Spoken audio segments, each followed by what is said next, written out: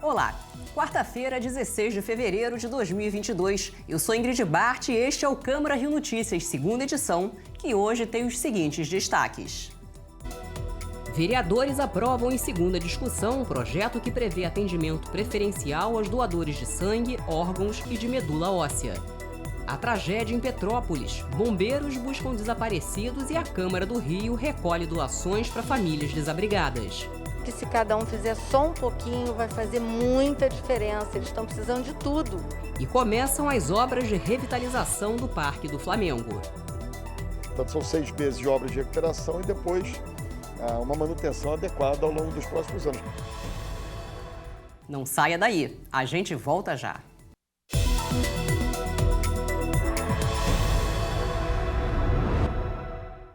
A gente começa esta edição falando dos projetos aprovados em primeira e segunda discussão na sessão desta quarta-feira do Parlamento Carioca. A repórter Luciana Cabizieri acompanhou. A sessão plenária desta quarta-feira foi extraordinária. Vários projetos de lei foram analisados pelos parlamentares. Um deles, aprovado em segunda discussão, trata do atendimento preferencial aos doadores de sangue, órgãos e de medula óssea, de autoria dos vereadores Marcos Braz e Márcio Ribeiro. Eu acho que todo incentivo ele é muito válido para que as pessoas possam doar sangue, ser doadores de medula óssea. Eu acho que isso a gente vai estar dando uma grande contribuição. Vereadores também aprovaram em segunda discussão a criação do Programa Municipal Escola Comunitária de autoria do vereador Marcelo Diniz.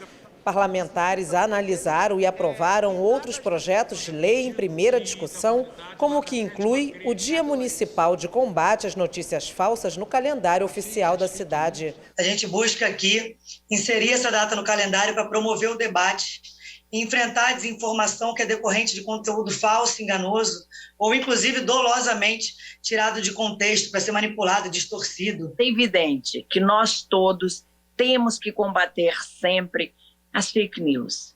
E elas estão aí todos os dias trazendo prejuízos enormes à saúde pública, principalmente.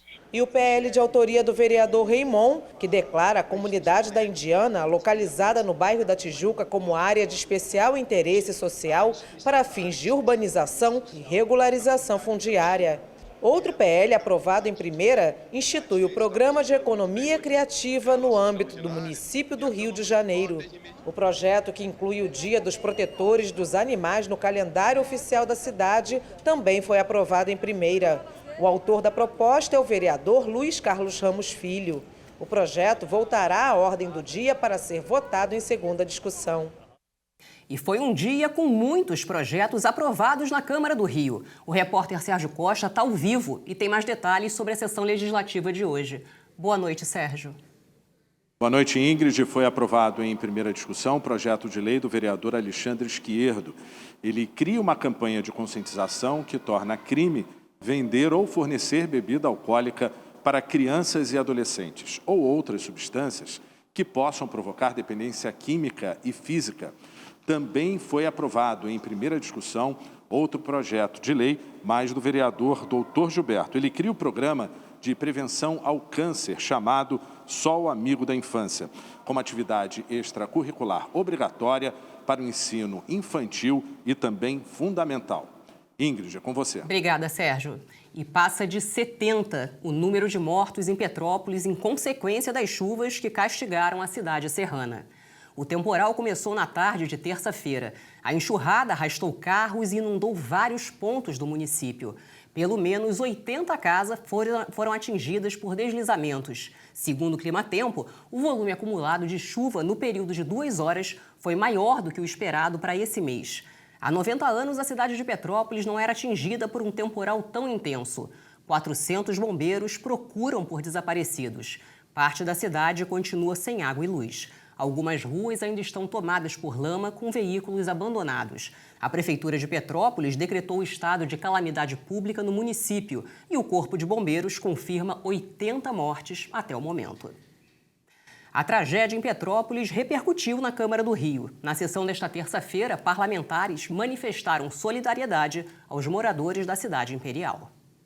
Assim que soubemos infelizmente, o ocorrido em Petrópolis, todos os vereadores ligaram para mim como presidente, enfim, para a mesa diretora, para a Vossa Excelência, que está presidindo muito bem hoje a nossa extraordinária, e a Câmara Municipal até de imediato, sob a nossa presidência, ligou para o presidente da Câmara de lá, o presidente Igor, e nos colocamos à disposição. Falamos também com a Assembleia Legislativa do nosso Estado, também se colocando à disposição em todos os sentidos. E hoje de manhã, às 7 horas da manhã, já estava em telefone com o presidente da Câmara lá, inclusive tivemos contato também com o prefeito da cidade do Rio de Janeiro, que colocou até nas suas mídias também, colocando a Prefeitura do Rio de Janeiro à disposição também da prefeitura. Inclusive o prefeito me relatou que já falou com o prefeito de Petrópolis, colocando a Prefeitura do Rio de Janeiro à disposição. E a Câmara Municipal, nós até colocamos no grupo de vereadores, está nas mídias, é um ponto aí para poder receber donativos para que a gente possa ajudar as pessoas que estão precisando muito lá em Petrópolis. Esse é o resultado do descaso e das agressões que nós, seres humanos, estamos fazendo contra o meio ambiente. É evidente que quando existem em locais como esse ocupações desordenadas, as pessoas não vão para lá porque querem, vão para lá empurradas pela situação econômica, pela dificuldade de ter aonde morar. Mais do que isso, mas o desmatamento de todas essas regiões, tudo aquilo que causamos ao meio ambiente, que a mão dos homens causa ao meio ambiente, o homem das mulheres, é o resultado desse destempero que nós estamos assistindo. É preciso entender que não adianta lamentar, não adianta a gente pedir só um minuto de silêncio, não adianta a gente, se nós não tomarmos providências. E as providências nesse momento são equipar, dar qualificação, aumentar o tamanho da Defesa Civil, para que ela possa, uma vez alertada dos problemas que vão acontecer cada vez em maior volume, ela possa atuar. Não ficarmos somente nessa atuação de agora de tentarmos ajudar aquelas vítimas sem poder evitar que as vítimas apareçam. Esse território está vulnerável por ausência de políticas públicas ou por políticas públicas equivocadas feitas durante anos. E por isso, enquanto sociedade, precisamos cobrar que o dinheiro público recolhido dos impostos precisa ser destinado a prevenir. É preciso fortalecer e implantar onde não tem sistemas de alerta e alarme, não só para riscos de deslizamento, mas também para riscos de enchentes. Todo o maciço da Pedra Branca, no Rio de Janeiro, não tem sistema de alerta e alarme. Temos que construir isso. É preciso implantar programas de agentes comunitários de defesa civil, assim como os agentes comunitários de saúde são agentes locais, nos bairros, nas favelas, nas periferias, que terão capacidade de identificar os pontos problemáticos sobre os quais precisa haver intervenções de prevenção, agentes comunitários de defesa civil. Esta é uma ideia que nós precisamos caminhar na direção disso. E nós todos sabemos aqui que não adianta eu fazer um projeto de lei, ou nós fazemos um projeto de lei criando esses agentes, isso tem que ser vindo do executivo, mas precisa encontrar recursos para isso. E o prefeito Eduardo Paes também comentou nesta quarta-feira a situação de Petrópolis. Vamos ver o que ele falou? Eu entrei em contato com o prefeito Rubens Montempo, com o secretário de Meio Ambiente, o Carlos Alberto Muniz, que foi meu vice-prefeito, com o próprio governador Cláudio Castro, que lá estava, e coloquei todos os meios, recursos humanos, materiais da Prefeitura do Rio inteiramente à disposição. Falei com ele agora pela manhã por telefone, manifestei nossos sentimentos e solidariedade pela tragédia que se abate sobre Petrópolis. Eu tenho certeza que a gente vai superar mais essa, né? Infelizmente, a gente já tem números de pessoas mortas bastante altos, né? Mas eu tenho certeza que Petrópolis vai se erguer e a gente vai estar junto nesse soerguimento de Petrópolis. A Câmara Municipal do Rio, em parceria com a Casa Legislativa de Petrópolis, passa a funcionar como ponto de recebimento de donativos para as vítimas das chuvas que arrasaram a cidade da região serrana. Água potável, alimentos não perecíveis, roupas, itens de limpeza, de higiene pessoal, máscaras e álcool em gel. Esses são os itens mais importantes para doar para as famílias atingidas pelas chuvas em Petrópolis, região serrana do Rio. Basta se dirigir ao saguão do Palácio Pedro Ernesto, na Cinelândia. Este ponto de doações vai funcionar das 9 às 18 horas. A iniciativa faz parte de uma parceria da Câmara Municipal do Rio de Janeiro com a Câmara de Petrópolis. Os donativos vão ser reunidos e levados pela Câmara do Rio à sede do Legislativo de Petrópolis. Sandra e a funcionária dela se comoveram com a tragédia. Elas trouxeram vários produtos essenciais para quem perdeu tudo.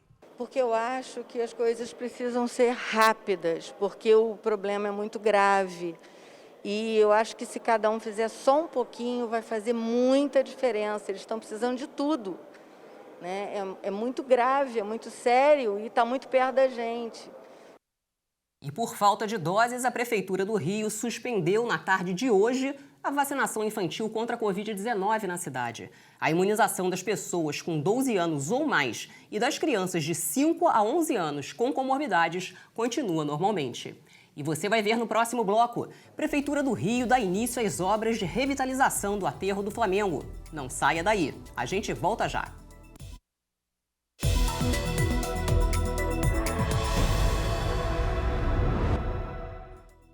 Considerado Patrimônio Mundial da Humanidade pela Unesco, o Parque do Flamengo vai ganhar uma reforma.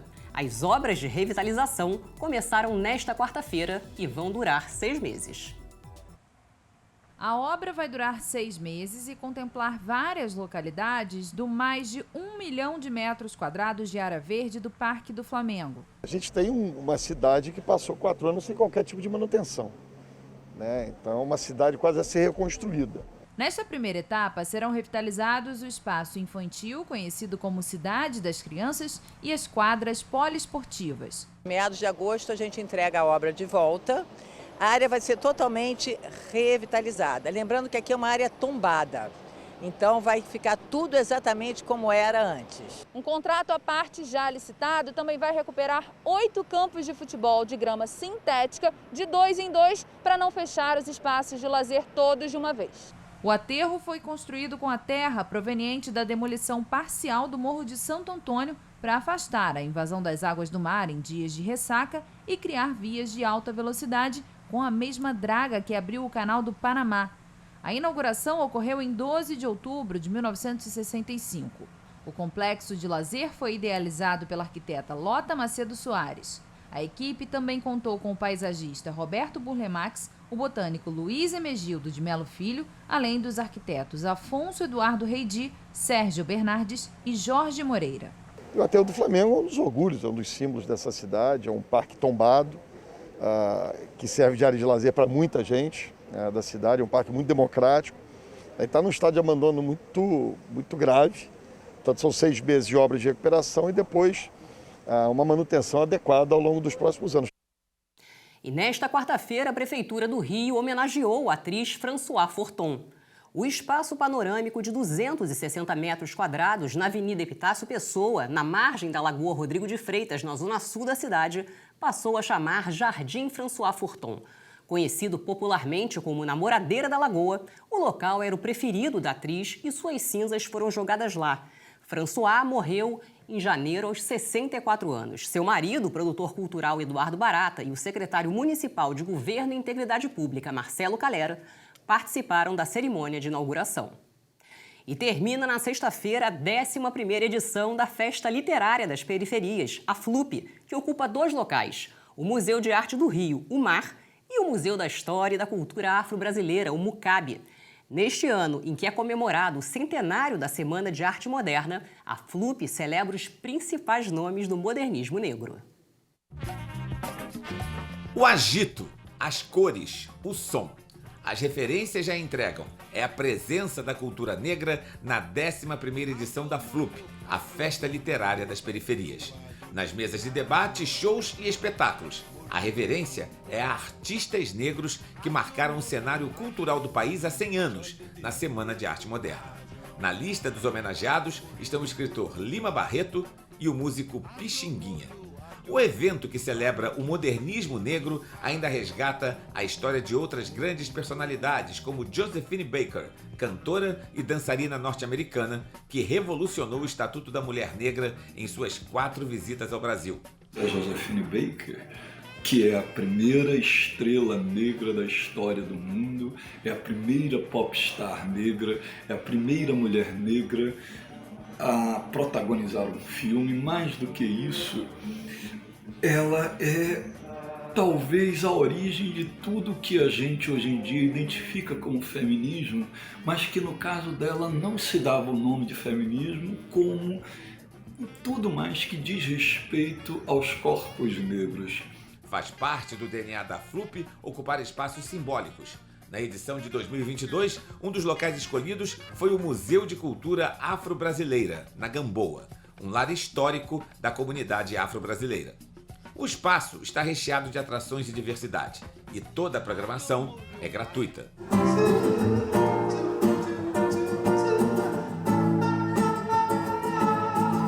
A programação ainda inclui diversas atrações para as crianças. Helena e Eduarda Ferreira, as irmãs gêmeas do projeto Pretinhas Leitoras, marcaram presença e trouxeram um presente muito especial. Nós trouxemos nosso livro, Favelas, que contém com mais de 100 crianças de 5 comunidades diferentes.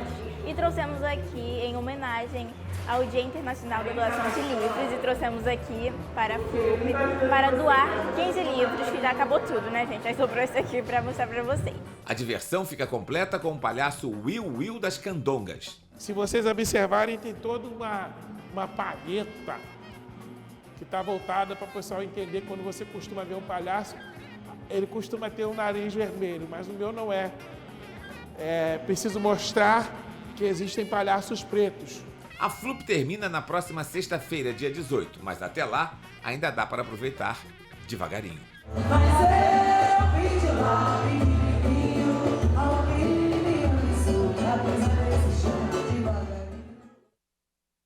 E o Câmara Rio Notícias de hoje fica por aqui.